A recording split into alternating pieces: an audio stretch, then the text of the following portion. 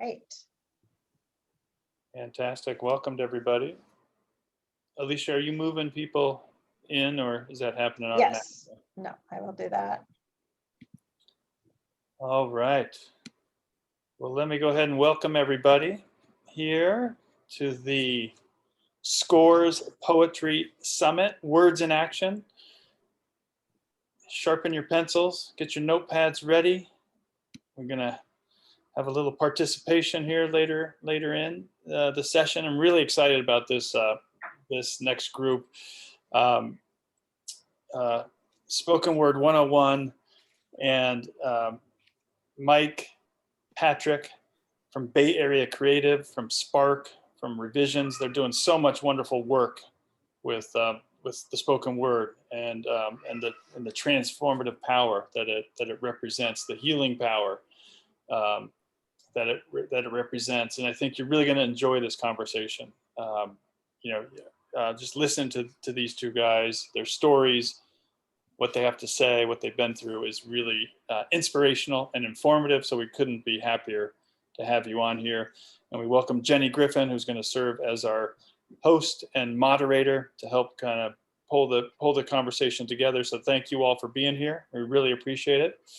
I've mentioned to our panelists here and everybody attending that this is live and participatory. There's going to be Q&A later on, maybe a little activity as well if you're game. And there'll be time for Q&A. So you'll follow Jenny's prompts there. There'll be time for that kind of thing happening. But again, I want to thank everybody for being here. This session will also be recorded. So it'll be part of an archive for those that couldn't make it to the live session. This will be available for others to see. There was a lot of interest in this. Spoken Word 101. What is it? How do I get involved? Where do I get my words to come off the page? What's the performance aspect of this? So we're really looking forward to that. So thank you for all being here. Thanks to our summit sponsors, Soma Equity Partners, the SAC Brand Group. Also, somebody here is going to win a prize. Every session that you attend, we draw a winner to receive a SPARC Poetry gift bag.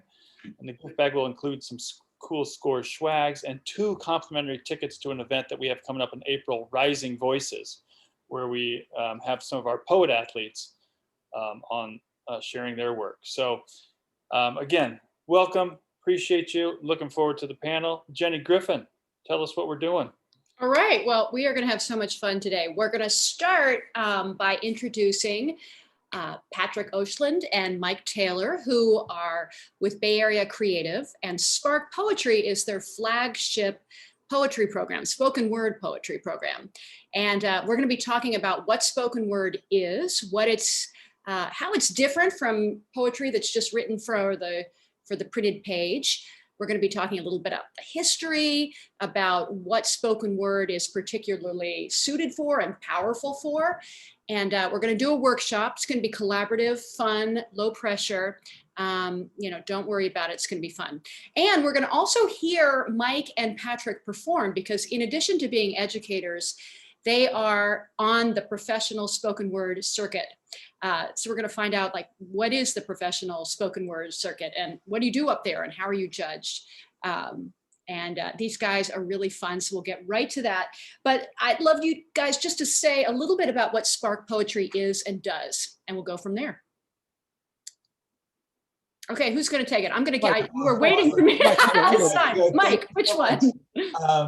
SPARC Poetry is a educational program. What we do is we focus on literary devices and writing tricks, performance on stage, and sometimes on screens, and then finally social activism, and getting students to really look at the world outside of their classrooms and their communities, and just see what role they play in, and look at how their voice can change that world. Sounds good. And Mike, how old are the kids that you're working with primarily? The kids are anywhere from kindergarten to adult. So the majority of our classes right now are in 5th grade through high school. But we have 3 very distinct curriculums, one for elementary school, one for middle school, and one for high school. students that all tend to address the students where they are. The elementary school program is like, hey, let's play with words, and it's really game-based. The middle school program is very, let's look at who these people are that we're all becoming and explore our identity. And then the high school program does a bit of both of those things, a lot more in depth. Okay, that sounds good. And why don't we, Patrick, maybe I'll send this over to you. What I'd love to get is a basic description of what spoken word is, what sort of the key components are, and then maybe you could move into a history of it, because it didn't just emerge, from nowhere. It has deep roots. Totally. Yeah, I'd love to talk about that. So, spoken word is distinct from poetry written on the page. There's a lot of ways to define it. The way I always define it is that it is poetry that is meant to be written the way that we talk. So we're not trying to do some formal academic English. We're not being forced into some rigid kind of rules that a lot of page poetry has, where you need to follow a very specific rhyme scheme or other rules. With spoken word, we are using poetic techniques, but it's kind of up to the author to use them however they want. And then, of course, it is meant to be said out loud. So the idea is that with a page poem, the audience is meant to kind of puzzle over the poem and read it a few times and discover some secret locked beneath the poem. And spoken word is not like that. Spoken word, they're going to hear it once. So it needs to be very accessible. If you want to have emotions that are hitting people right away. Also, spoken word in its current manifestation is most often in the poetry slam venues, where you have a competition going on. So the artists are all really putting a lot of gusto into the performance to really move the room, to really move the audience. And then those poetry slam are competitions, so they are scored. And oftentimes the scoring of the poem is as much based upon the performance of the poem and the amount that the audience was moved, as well as the words within it. One of the things you said was really interesting to me, and that was that the spoken word poem is only intended to be performed once. Why is that? Well, it's meant to be performed multiple times, but it's only going to be heard by the audience once. So, usually when you are a professional spoken word poet, you have your standard selection of poems that you have performed maybe hundreds of times. And if you're doing a featured set or you're in a competition that you really want to win, you maybe use one of those poems. And then you're always developing other poems and writing other poems. But the idea is that the poem needs to be accessible, that it can't be something where they're like, huh, what was that about again? You do not want the audience to come away from a spoken word poem with a bunch of question marks about what that was about. Whereas a page poem, you kind of want them puzzling and trying to figure out what's going on here. Is there any loss in that? In a printed poem, there's subtlety in a message that doesn't hit you right away, that kind of comes up and hits you later or makes you think about it. Does spoken word lose out by not having that element, or does it replace it with something else? Mike, jump in. I think it's definitely a trade-off sometimes. If you're writing a poem specifically designed to say on stage, you're thinking, is the audience going to get this? Is it going to go over their head? Do I care? If it's a competition that I want to win, maybe I do care.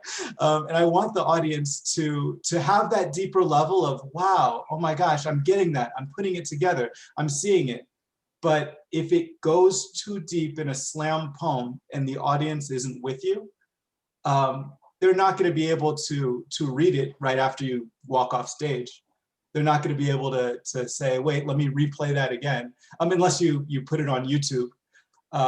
So it is a trade-off in thinking, how much can I say that the audience will get and stay true to my artistic self and the message that I really want to give. Yeah, it sounds like a fine balance. Totally. And historically, not that long ago in the past, there was a lot of kind of conflict between professional page poets who don't call themselves page poets, and they wouldn't even really call spoken word poetry. And it used to be that spoken word was far more performative and far less focused on the rigor of the writing. And over the past 4 or 5 years, even not that long, you found a lot of poets who got their chops in the poetry slam.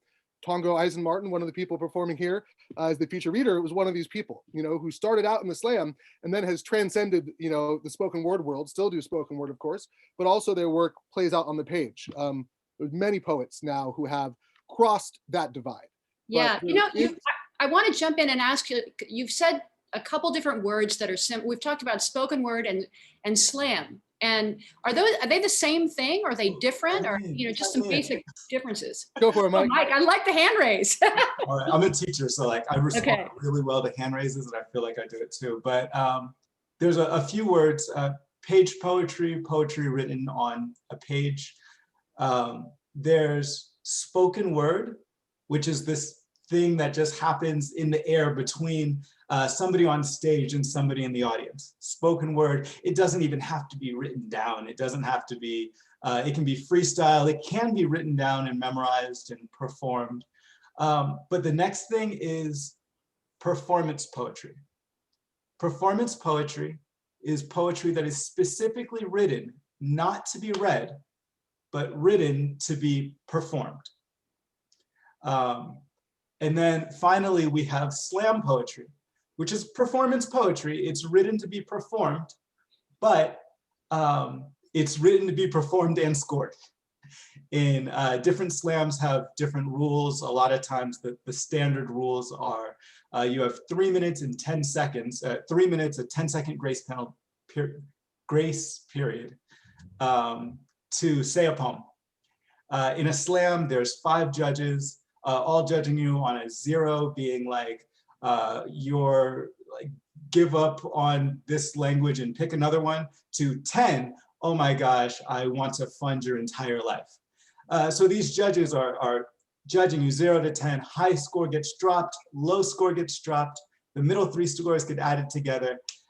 So a perfect score in a slam is a 30. There is this trade-off though between this art form of spoken word and this competition game of slam, because spoken word doesn't have rules. It has a person speaking in an audience, and you can share your like deepest like goals and wishes and dreams and the things you've been through and experiences and your stories, and you're doing all of this without rules.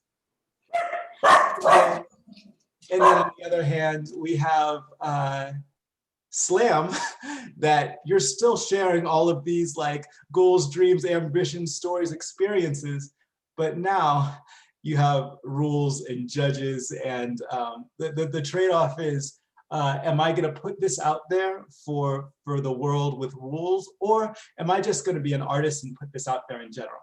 So spoken word is performance poetry, not scored. Slam, there's rules, and then there's drama because people are concerned about this competition. Yeah, I think it's really interesting. I mean, that just thinking about that. I mean, hearing about the performance elements of a slam. I mean, do you have to be super brave, or it just seems slightly terrifying? Like, it's scary to write a poem to begin with for some people. And then you have to get up and you're being judged. And a lot of it's sort of out of your control. And what do you do? Patrick, you were going to say something. Yeah. So I think, what I always explain to people, they're like, why are we doing this slam anyway? Like, I've, run slams, and you pick the judges at the slam. And we explain to them, why we do this weird ritual thing of scoring the poems and what that means. And I think, those who are in the slam, it's not like you go to open mic and you're like, oh, I got this poem. I like poems. I like sharing my work. And I go to an open mic. But for a slam, you're more thinking like, I think I want to take the next step and become a professional poet and really see, what my work can do out there in the world. So it does take more courage. You are putting yourself out there on the line. And I come from a community of professional artists who sell their work at art festivals and things like that. And I've known from a very young age the egoic pain that it comes from attaching any number to your art. If you're trying to sell it, you must do that to make a living as an artist. So Poetry Slam gives you kind of a metric by which you can assess how much this is a good career move for you. Because you can see how your poems are carrying with an audience to giving you immediate scores afterwards. So yeah, it is kind of heartbreaking and ego busting, but if you want to become a professional artist, you got to lay that ego on the chopping block and let the world have at it. Because like any great author says, the road to publication is paved with rejection letters. All right. Well, I hope that we haven't lost people in the room here who are terrified because they're going to have to do the spoken word workshop. But they're not going to be scored on it. No one's getting scored here. No one's getting scored. We're not doing a slam. There is this line between spoken word and slam, not everybody that does spoken word has to slam. We talk about slam as a style that like influences how you write and how you perform, but spoken word can be very transformative for yourself, just this writing process of getting these ideas out of your own head and into your community. But aside from the speaking part of spoken word, it's amazing to just listen. It's amazing to go to your local pub, to your local library, wherever this open mic or slam is, and listen to people's ideas and thoughts and stories. To that, with our workshops, then when we teach with SPARC, every workshop concludes with a chance for students to share their work. And it is, you can see them being nervous, even on Zoom, always. It just takes courage to share your work with people. Though the most transformative part is in listening to other people's poetry and in sharing your own work when you have the fear and the nervousness and you're like, oh, I could not do this thing that really calls me to do it. I want to do it, but I'm nervous. Then you're like, I'm doing it. Let's go. And every time a student does that, they are transformed. Every time an adult does that, they are transformed in that moment. I think that, when we are called to do something, oftentimes we feel nervous about answering that calling and find all sorts of reasons and excuses why not to do it. And so we try and offer people every single poetry workshop a chance to do that, to overcome that obstacle, share that work with the group. It's always met with cheers and clapping. Well, I love that, because what I was gonna segue into was just talking about how one of the things that spoken word is, and I've gotten this from talking to you, and also a conversation I had yesterday with another spoken word artist who was talking to me about the power of spoken word to sort of release your voice, not somebody else's voice, yours. And that spoken word can be an especially powerful tool or means of talking about things that are challenging, like talking about conflict, talking about social justice, talking about, well,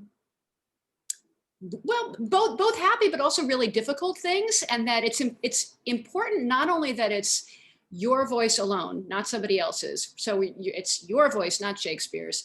But that it gives this transformative option. And I'd like to understand more about why spoken word is so effective for that, because I think about 2020, the alchemy of 2020 and all the forces that were happening and that continue to happen in this country especially, and thought about spoken word as a vehicle for expression and like how do people use it, and what were spoken word artists doing with the events, or how were they processing the events through spoken word of the last year? That's a big question, but I have no doubt that you two could do it. Mike, you're nodding more than Patrick's nodding, so I'm going to go to you first. Before I talk about the speaking part, I'm going to echo what I said earlier on the listening part. Just because spoken word offers an amazing place where we can all hear each other's stories that we wouldn't normally be hearing. A lot of times for any given topic, be it oppression, be it oppression on any different side, if we're talking about like how African Americans are treated in America on a day-to-day basis in terms of law enforcement, in terms of opportunity, if we're talking about opportunity for women and how women are treated in general, any oppressed group, there's not really a place that we can say, hey, let's have a conversation about this. Sometimes there's people that are saying what they think. You can go on Facebook, and it's not really a safe place all the time, but spoken word is a great way to listen to what's happening currently in America, not on the news of uncovering what all these people are doing, but in a way that's saying, hey, this is what's happening in my life. You've heard about it out there, but here's what's happening to me. Here's how I'm seeing it. Here's what I was 19 in college and got pulled over by a police officer that had a gun out because I was reaching in my glove compartment to get my like registration and stuff. And that's not a story that's told on the news, that's my story. But it also relates to this larger conversation. So when you have slam, you have all these people talking about their own experiences and people that are willing to listen. And then afterwards, after the show, you have all these more conversations, and then people write poems based on other people's poems and other people's experiences. So it always keeps going two ways as more of a community talk rather than I'm talking at you, I'm presenting the news.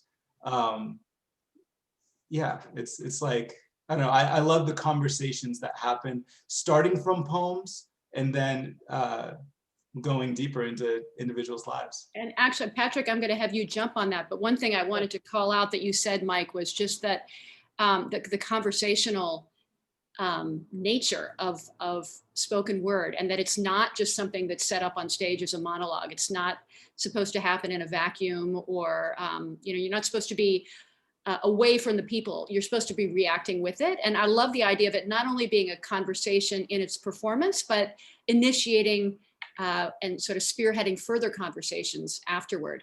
Patrick, you're going to jump in, and because I know you have something to say, and we're getting some questions in the chat. Yeah, and I know we're seeing those. Do you want to address those? Yeah, I can weave my answer in with some. Yeah, super. So also in this idea of writing about heavier topics, on the other side of that coin, you find a lot of spoken word poems, a lot of slam poems, also writing about someone's personal struggles, a trauma that they've experienced of one form or another. And that's what brought me into slam poetry and spoken word also. I had experienced a trauma when I was very young or in high school, and it really messed with my head. And it wasn't until I went to a poetry slam and I was like, oh, this is a place I can talk about that, like in a very empowered way, and process those emotions myself. And a lot of people say the slam is like therapy for them, which is dangerous because therapy needs a therapist, but it is therapeutic, I think, certainly therapeutic, because it does provide that space, like Mike was saying, for people to listen, for you to talk about something in normal conversation makes people awkward and not know what to say and back up from you and be like, what? But in the slam, you do that and they're like, tell me what's going on with you. Tell me this thing. And what you find is that you have this commonality. You have this bond. You meet people who've experienced similar traumas or know people who've experienced those traumas. And I think not talking about things like that is perhaps one of the worst things we can do. And sharing them openly, it helps us to, like I said, process those emotions and go forward with it, to see the community of people who've shared those experiences also. So in response to the question, what distinguishes a spoken word poem from a diary poem, diary entry, because a diary entry might be writing about that same traumatic experience. Spoken word poem uses poetic devices, right? You're actually putting in metaphors and all sorts of other things to make it more of a poem, right? Some spoken word poems, though, don't use that many poetic devices. So, the idea, though, is that they are using poetic devices, and that would be one of those things that distinguish the two. Yeah, we just heard that little dinger, which means that that's our cue that we want to move into the poetry workshop component of this. Does this feel like a good time to you? Do you want to take a couple more questions now or go right into the workshop? When we get to the Q&A, I want to come back to this question about providing feedback to students without discouraging them. Yeah. Okay. So, but I do want to, I'm not going to forget about that question because I love it. All right. So let's hold on to that question and come back to it during the Q&A. The way we're going to work this here, Mike and Patrick are going to lead a collaborative workshop. And after that, you guys are going to be performing, a poem together, right? Through a TED Talk? Yeah, we're going to share a poem we performed together a while ago. Yeah. Okay. So they performed it a while ago. Anyway, it's good. It's a way for them both to be on the screen at once and not have Zoom, have a hard time figuring out who should be focused on.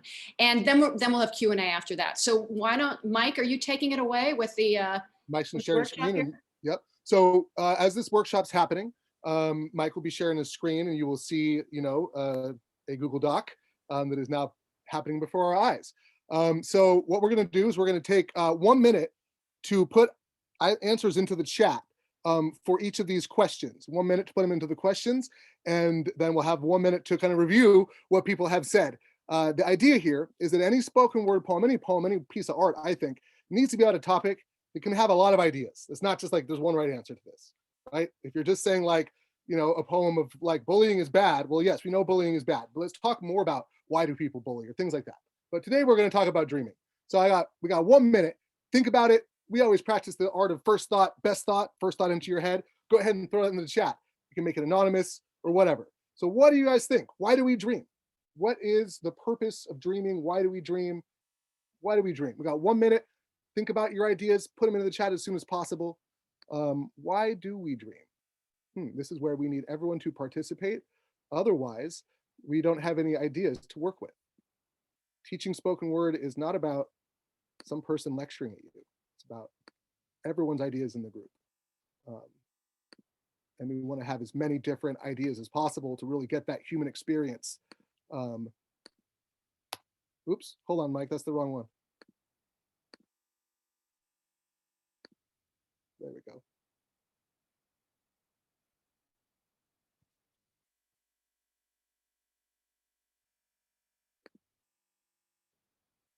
All right.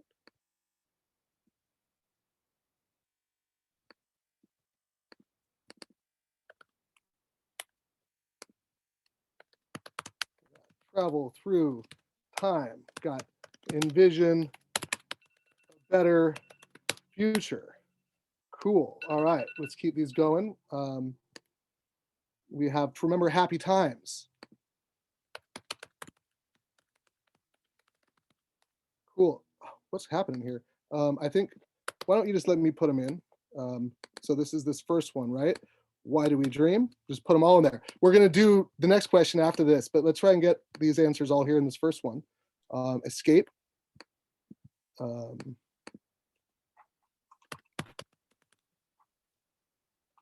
I was also a philosophy student and a philosopher. Dreams come from our present state. We can put that in this one down here.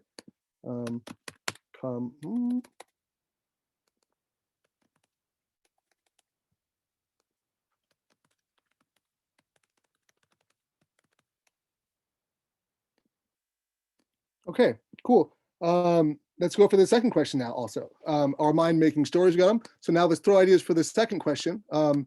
We have now, where do dreams come from? What is happening here?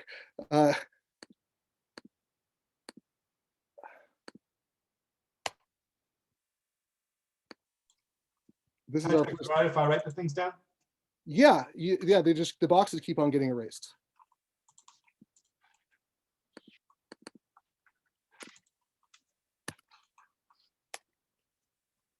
Just read them out from the chat as they're doing. I'll write them down. Just read them out from the chat. Okay, cool. We got dreams come from what we haven't figured out yet. Good one. Love that. Dreams connects our situations and need to analyze personally. Love it. Dreams come from pressing issues. Love it. Dreams come from what's repressed.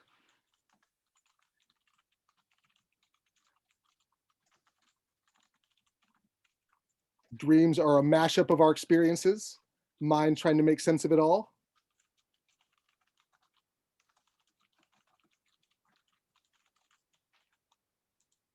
Dreams come from the space between thoughts. So we see with these kind of questions, right, that we're writing poems about, we want to be questions like this with all of these really cool ideas, all of these ideas that we all have. I think for the next question, there's already some answers in there for that one. How are dreams connected to our goals? So we have also dreams can provide clarity. I think we can connect them to that, right? Dreams can clarify what our goals are. So let's move on to that question now. Got 1 minute for this one. As many ideas as you have.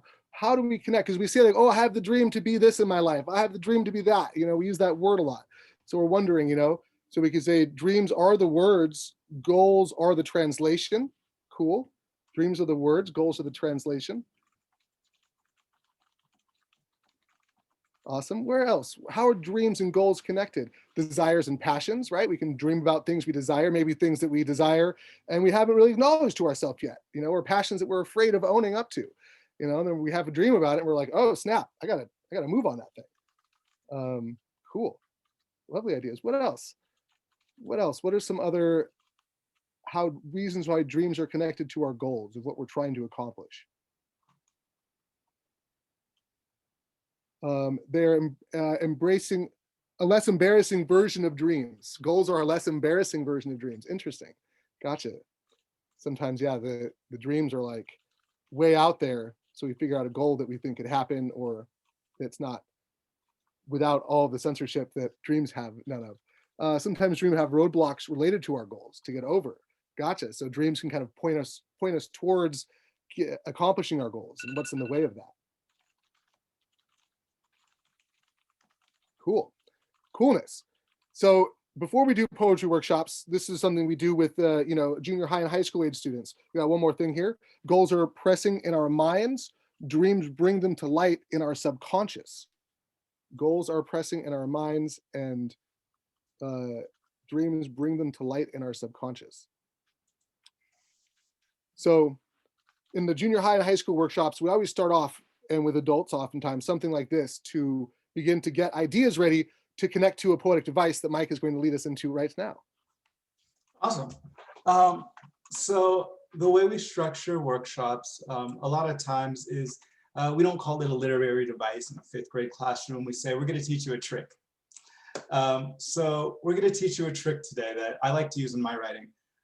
And in fifth grade, we call it Lingo. Now, what Lingo does is it takes a group of words, and whatever that group of words may be, it might be a whole bunch of words that describe like water or space, or a whole bunch of words that like wizards would use. And we're going to use that group of words to talk about something completely different. The first step there is thinking about a whole bunch of words that use that are in the same group. So let's brainstorm together a whole bunch of water words. What words just have to do with water or describing water? I'll start off. I like this word current. I feel like it's a poetic word. I like this word current. If you call Mike to come in, Mike, I can type them in too. Awesome. What other words? Flow, rush, drip. Just keep that going.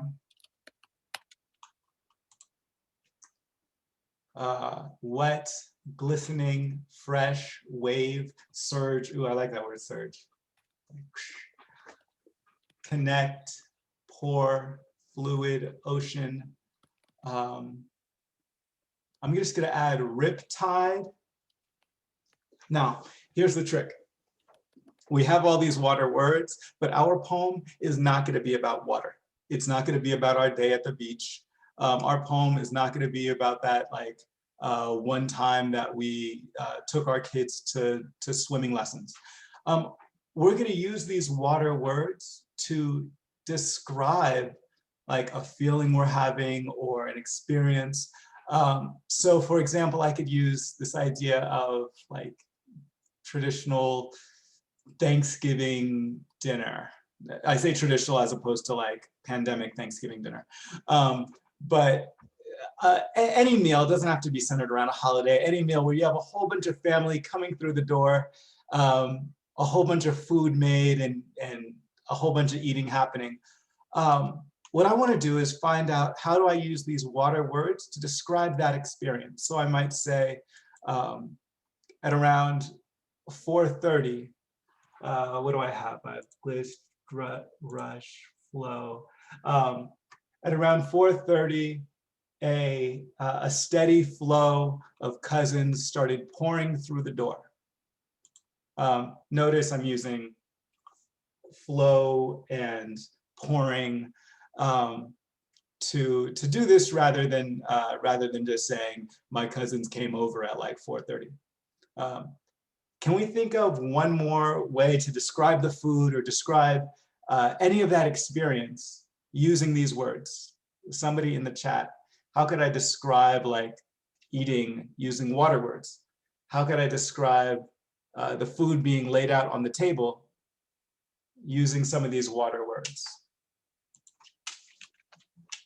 In the chat, a rush of food, a surge of flavor from the turkey.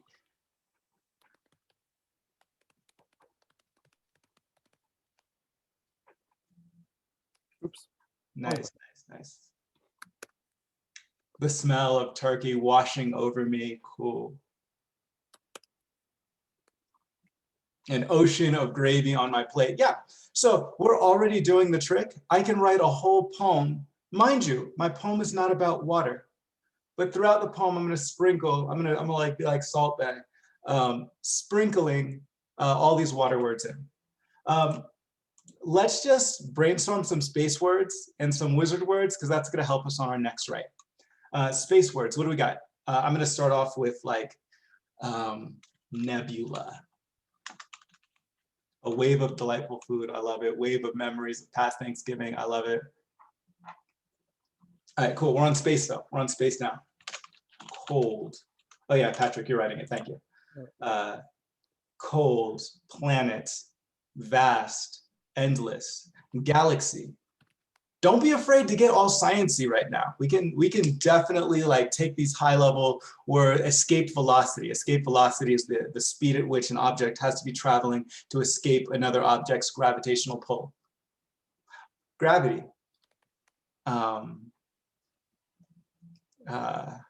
Black hole, infinity. Can I add infinity stone? I don't know. Like, You can do whatever we want, Mike. I'm adding infinity stone because In there. hashtag Marvel. I did it. I did it. There now. What else we got? Solar, thank you, solar. Any other space terminology? Satellite. Satellite is one. Orbit. Nice, Neil. Orbit. And again, if we're writing a poem about whatever subject, we would use these words to describe that subject. Let's move on to wizard lingo. For wizard lingo, we're not right on aliens. We're moving on to wizard lingo. Or warlock, or whatever the magic. I'll say magic lingo. This one is retitled magic lingo. Wand. Thanks so much, wand.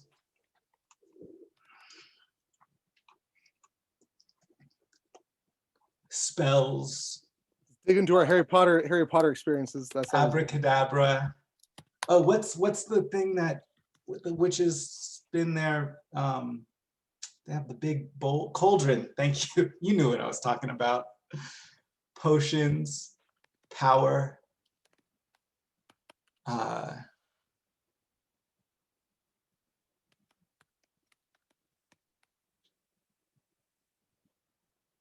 Crystals, sorceress.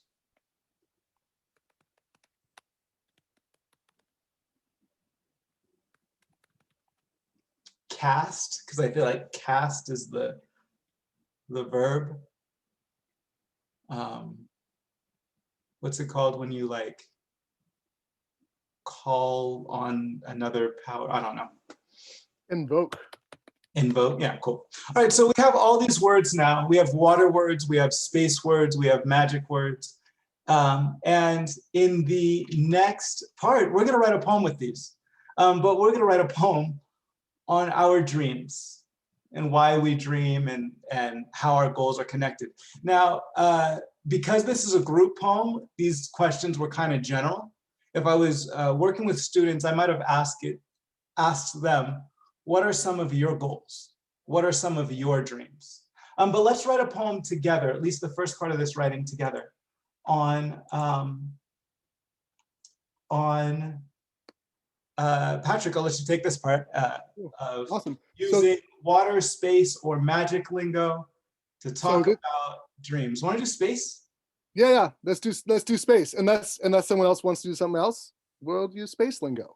So to start it off, we want to look at kind of some of the things that people have said thus far, right? Because we have all these ideas that we generated. So, and a lot of times people do like check-in questions that have nothing to do with the rest of the workshop or the experience. And I am not a fan of those. I think check-in questions should be totally tied into what we're doing now. So we got all these things, right? So into the chat, would someone please select one of these things, one of these ideas that someone else mentioned, and write that into the chat. And we're going to use that to start our poem with. Or maybe I'll pick one and then you pick the next one. just to show you how it works, right? So look at this. I'm just going to start like this. All right, I got one that caught my head. Dreams come from silence. So we're using space lingo here. Dreams come from silence like what? Someone into the chat. Let's complete this simile. What is a space word that we can say dreams come from silence like ... Give me an idea. Like what? Like cold, like planets, like what? Someone tell me a thing. Dreams come from silence like what thing from space? Anything into the chat, Mike? Yeah. In the chat, it says like the Big Bang. And I want to like expand on that and say like the second before the Big Bang. Cool, love it. The second before is like that silence. Totally. And then And so the that's Big great. Bang is like the... Right. And we didn't have Big Bang here on our lingo. So if you're like, oh, I can do this without picking one of those. So now, next person, you can either, Mike, if you would screen share and move the screen share up to the questions about where we dream, why we dream, where do we dream from, and how our dreams are connected to our goals. We can pick one of these ideas and throw that into the chat with some space lingo. Or you can just add on to this Big Bang thing we have going on here using some space lingo. Awesome. So now we have these things. Why do we dream? Where do dreams come from? All of these things. So if I'm looking at that, I'm like, ooh, dreams come from silence like the Big Bang right before. Maybe there's something about emotions in there because the Big Bang is kind of emotional. So is silence, a mashup of experiences. That's kind of Big Bang relevant. Do we have any ideas into the chat thus far? If not, I can start one out. Yeah, start another one, Patrick. Cool, awesome. All right, we'll go like this. Dreams come from silence like seconds before the Big Bang. From emotions that need to be processed, right? Because that was something like there, from emotions was a thing. All right, cool. So now we don't always have to do metaphors and similes. From emotions that need to be processed. I'm just gonna say a what? A gravity, a solar, a satellite. Finish the sentence off. Someone in the chat, tell me what goes next. From emotions that need to be processed, comma, a what? What are we going to pick here onto our lingo of space lingo? What goes next? Any ideas? A black hole all consuming. A black hole all consuming. Love it. Because remember, this is a poem not about space, it's about dreams. So it's always important to kind of start the line off with a dream thing. So now we go back up to our dream things and we're like, oh, well, why do we dream? To escape reality. We've just talked about, this all consumingness, that looks like a good thing for me, so maybe we start the next line off, dreams escape reality. And we're talking about dreams to process emotions, dreams escape reality. Now, what do you want to do? Add on to this. You can use some space lingo. You can say whatever you want. What's going to go next in this line? Dreams escape reality. We could make it a metaphor and simile. You could just use some description. Dreams escape reality. They are what? Vast, endless, what? Cool. I see in the chat, dreams come for the running water of unconscious. Oh my gosh, you guys are like, we're not doing space lingo. We're doing water lingo. Let's put that in. Now, dreams come from the running water of the unconscious. I'm gonna go like the We water. have an idea. It's easy to do it with whatever lingo we want. Dreams come from the shooting stars of unconscious. Dreams come, oh, I love this, surging. Dreams come surging the riptide of my mind. So one thing we want to be careful of though, in poetry, you call it mixing your metaphors. You do not want to mix your metaphors, right? So if you're committing to one lingo, it is kind of important to kind of stay with that lingo. You guys can do whatever you want though. So, you're gonna throw some water stuff in here. We're gonna make it work with space lingo and combine them because you want to stay consistent. That's the thing we tell our students, right? You want to stay consistent. You want to not mix your metaphors is a thing that happens. So dreams come, what was the surging? How did that line go? Surging the riptide of my mind. Surging the riptide. Cool. Now, let's try and keep it so we're staying consistent here, right? Staying consistent with some space stuff. Dreams come surging out of the riptide in my mind when what? So let's try and get some space lingo back in here. So we are, still staying with a theme and not just metaphor this, metaphor that, metaphor this, metaphor that, and then all of a sudden, dreams are so many things, which they are. But we want to try and stay a little bit focused. How can we get this back into some space lingo here? Dreams come surging out of the riptide of my mind when what? When I'm faced with. I really like this idea that we have here, because we say that it is a mashup of our experiences. And we can ground this poem. Dreams come surging out of the riptide of my mind, out of the mashup of our experiences. And I'm just going to just throw some space lingo, the vast and endless mashup of our experiences. Cool. And that we have now kept consistent with our thing. Mike's going to take over helping you all write this poem in a minute. But let's think about, some other themes, right? Like, let's look back at our themes of the ideas we had, because we're not just talking about our dreams like out of nowhere. We had these cool ideas here. And I think it's really important that, we crowdsource. Spoken word should be this reflection of humanity as best we can. And we have all these other ideas from everyone else here.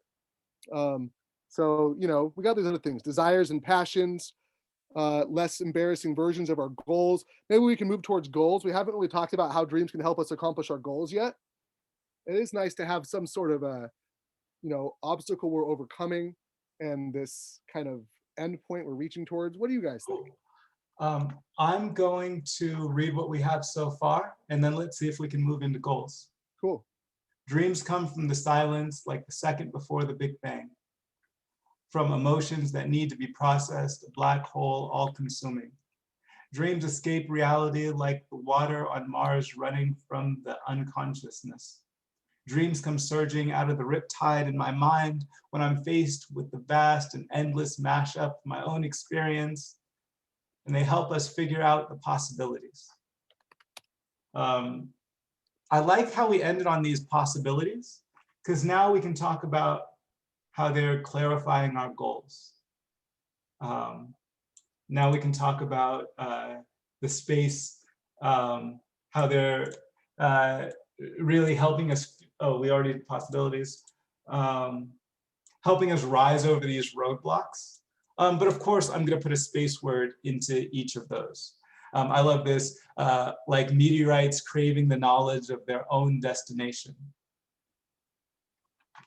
From here, when you leave from this workshop, if you want to keep this idea going, but think about what your own personal dreams are, think about what your own personal goals are, and keep writing about those. Someone smart said that if you write your goals down, they happen. Poetry counts. Poetry counts. But if you continue to write these goals and dreams down, I'm gonna paste what we have so far into the chat. That way, if you want to continue this poem and say like, hey, we kind of started this all together, but if you want to make it to your speak towards your personal goals and dreams, you can do that too. From here, I just pasted it for everybody in the chat. From here, we want to show you another poem. In the poem that we show you here, we have a poem that we did. In this, let me see if I can just share the right screen. In the poem that Patrick and I performed, what we do is we use this trick lingo where we're talking about education in a few different ways.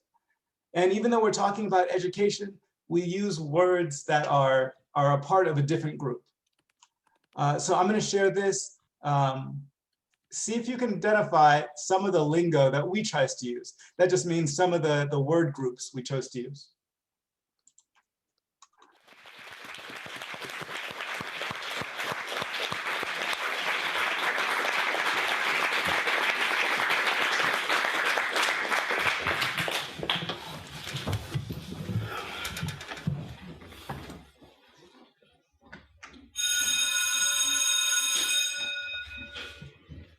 I'm falling asleep in the back of Miss Stevenson's 10th grade history class.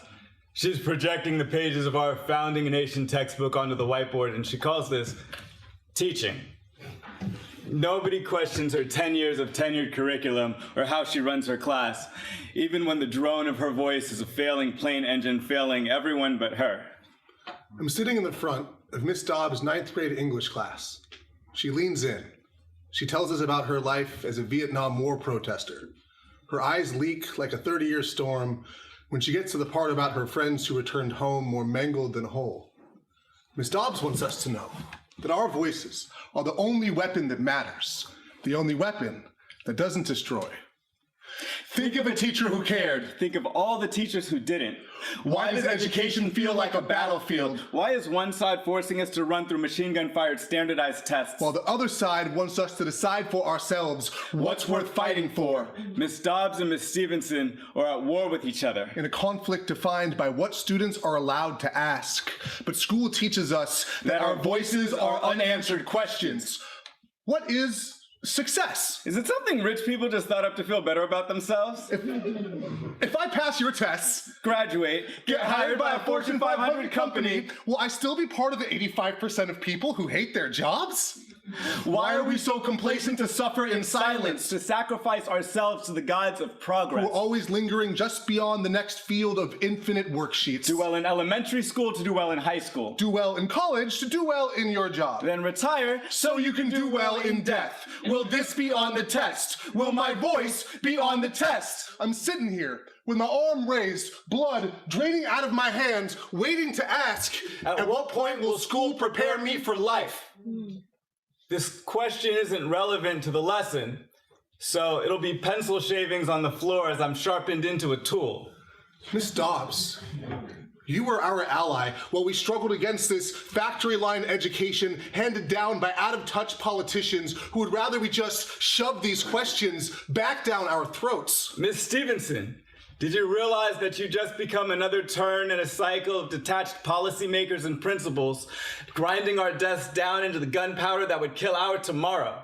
We remember the classes that affect us the most. The affirmation, the control, the open doors. The get out of my class, the you fact saw that my inspiration rising from Sim's thoughts to mingle with the light. You know we are all glowing stars being fueled by our own fire. I saw you sowing humanity into your classes. How do you navigate through the chaos of a battlefield where everyone claims to be on your side?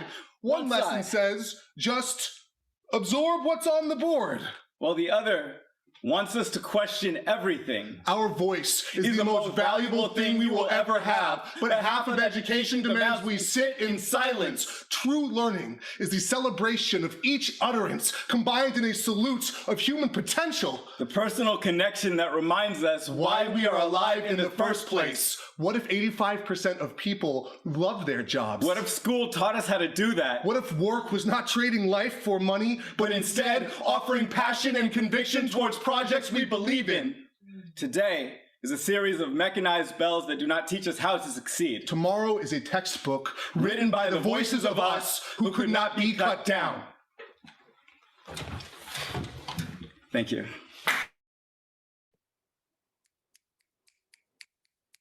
Yeah, in a poetry slam, everyone's screaming and it's in a bar and everyone's having fun and it's all passion. Zoom doesn't quite do it right.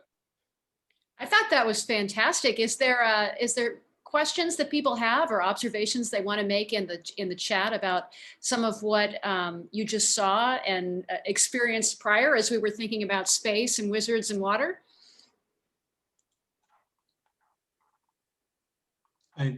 As a teacher, I'm supposed to ask, did you guys find the lingo?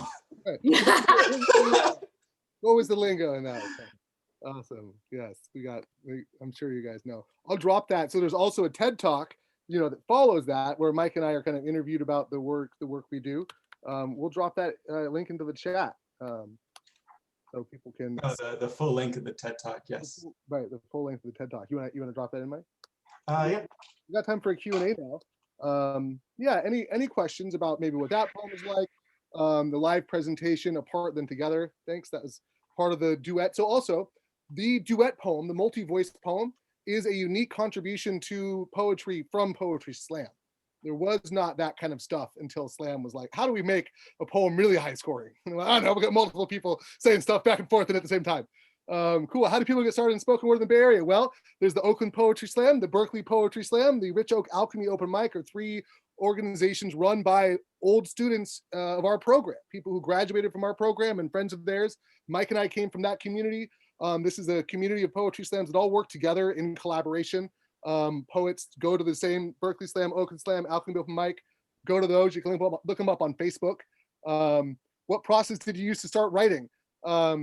To start writing in the first place, Mike and I went to a bunch of poetry slams, got our butts whooped in the competition, and we were like, what is everyone else doing? And tried to figure out how to be better and how to get our stuff going. I started writing about trauma, and then my trauma poems didn't score very well. And I was like, well, that's whack, because I'm writing about this like super traumatic experience. And I got started because I just wanted to make people laugh. Later on came, wow, I can like share my story and advocate for oppressed groups. But I definitely said, hey, I'm gonna write something, it's gonna be funny, and people are gonna like die laughing. Because I don't know, poetry slam is this unique thing that's like classical poetry, but then also has elements of like hip hop, also has elements of comedy, also has elements of drama and theater. So it's this weird fusion that there's not one route to take in terms of how to write a slam poem. Everybody finds their own style just by what entertains you, what speaks to you. And one exercise that I give people is find a poet that you like to listen to. Figure out, hey, what are they doing with their tempo? How are they forming these words? What are they doing in their poem that's making this entertaining to me? And then when you write a poem, try it. You have your own subject, you have your own a story that you want to tell, but try their style, try some. But ultimately, it's really about finding your own voice. You know, like you as any artist in an artist community goes, you're going to be influenced by other artists, and you want to let them influence you.